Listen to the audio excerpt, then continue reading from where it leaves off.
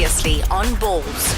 Balls Visual Radio, and I also mix 93.8 FM in Josie with Billy Myers. There's a song that John and his family would identify with, Kiss the Rain. I'm sure they've had a lot of it to deal with over the last few years.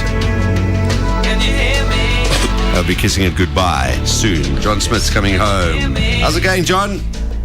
I'm good, Darren. How are you? Top of the world. Thank you. Yeah, as I look around there, just on that subject, nice to have a quick chat to Roxy about half an hour ago, who I know is also not going to miss the weather over there. Definitely. It's been a long winter, buddy. Yeah, so I'm quite happy to kiss the rain goodbye, to be honest.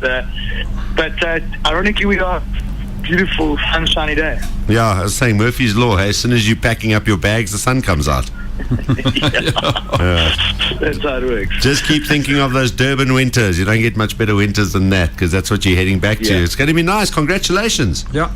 Thank you very much. Yeah, very exciting. I'm hell of excited about it. It's a massive challenge, and obviously one that I didn't really see on the cards until a few weeks ago, and here we are. Yeah, and I hope you appreciate my powers of withholding secrets and stuff, because last time we spoke to you last week, I was biting my tongue. I'd heard reliable sources, it but shows the ultimate picture of you. Yeah, absolutely.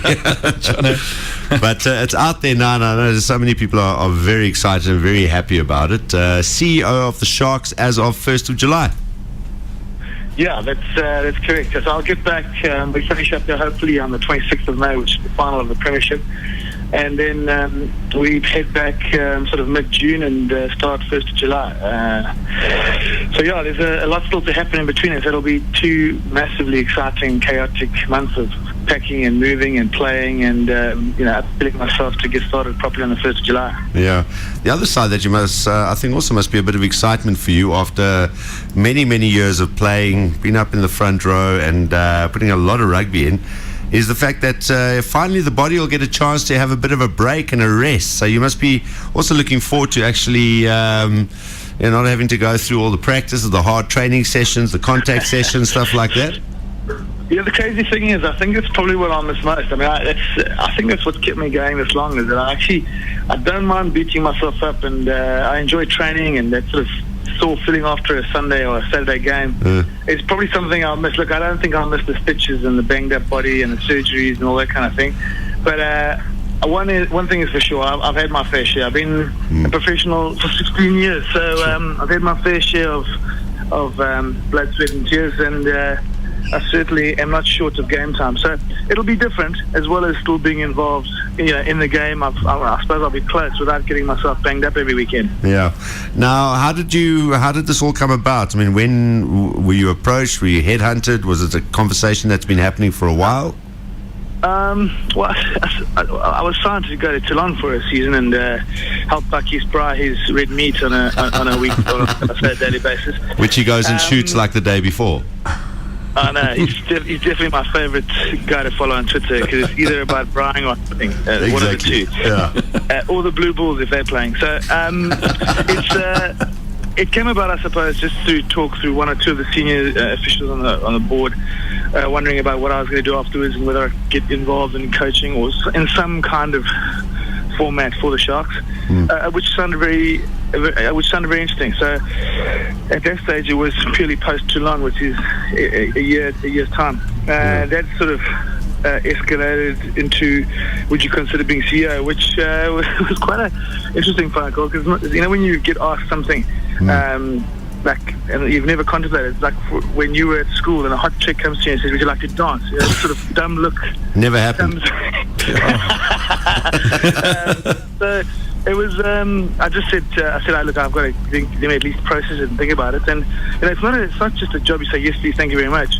It's a massive responsibility. So if you just jump into it, it's almost arrogantly think you can do the job, and it's a massive job. So I think being 15 years at the Sharks, albeit as a player, and understanding how things work and what's good and what's bad and what has been good and what has been bad and how things have gone up and down, and learning through that process, I suppose made me feel that I did have perhaps what it took to try and add something new in terms of a new era for what is already a very successful brand. Yeah. Added to the challenge of taking over from a guy like Brian Purcell, who's possibly one of South Africa's best administrators, been in 19 years. Pioneered Sharks through some very tricky roads and always made sure that they ended up on top. So I'm fortunate that I've known Brian and that he will be on hand to mentor me initially. So, as well as Lee Hurd, who's been here 21 years. And so these people I all know as well. And we've got some amazing people on the board as well who are excellent businessmen. And we'll be there to help and guide and hopefully teach me faster rather than slower. When you mention the fact that, the talk and the thoughts are probably more around actually being closer to the game itself, and that's from a coaching point of view in your post-playing life, is it going to be a challenge for you to be CEO? Because, is a CEO...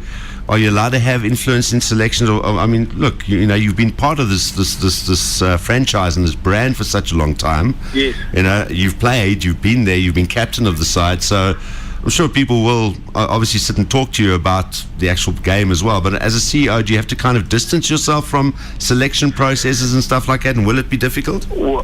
Well, Dan, I think selection is one of the issues, and I think thankfully that's the coach's major responsibility is to select and coach the team. But I sincerely hope that the intention of getting someone like myself in at my age is purely because I am close to the game and have an understanding of what's going on in the modern era. So to distance myself, I think would be foolish. It would be almost walking away from what I think are my strengths right now, considering there are many things I still need to learn commercially about being a CEO. So I don't know. I've seen many CEOs and I've come across them going about their business in many different ways.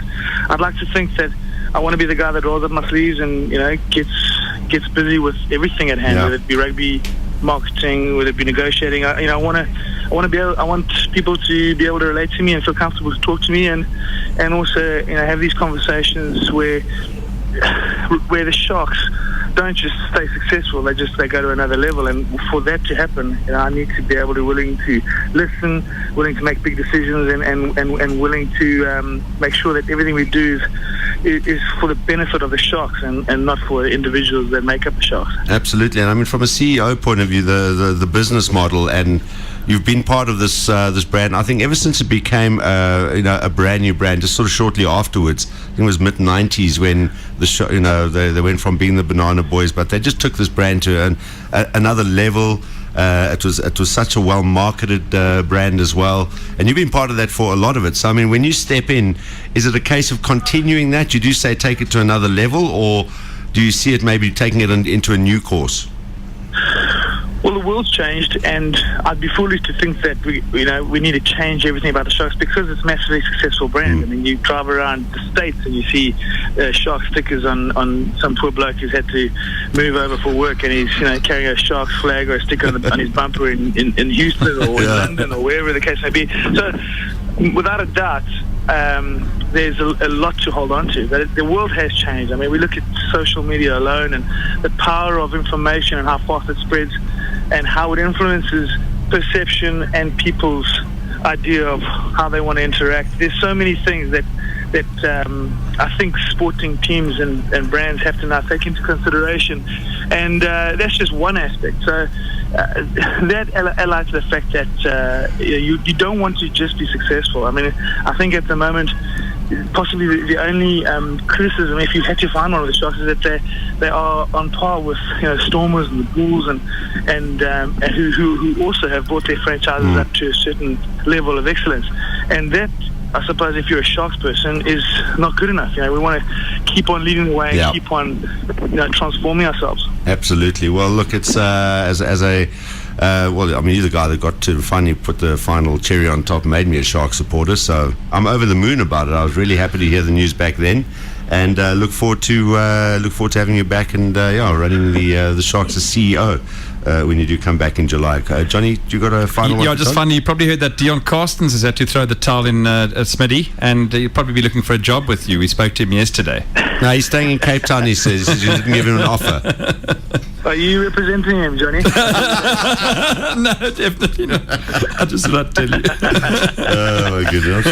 I know, Dion's a good mate of mine, and it's sad to see a guy like that have to end before he sort of really wants to, but unfortunately spinal columns and scrummaging not always go hand in hand. Yeah, absolutely. Just a final one now. Is there any debate about whether you're going to have office number 1, 2, or 3? All three. There's a couple of things that I've got to get my head around. Dressing smartly.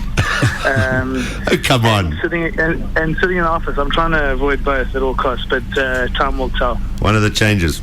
Those sort of Bermuda shorts are genuine normal office wear in Durban anyway. So Open neck shirt. Yeah. open neck shirt. There we go.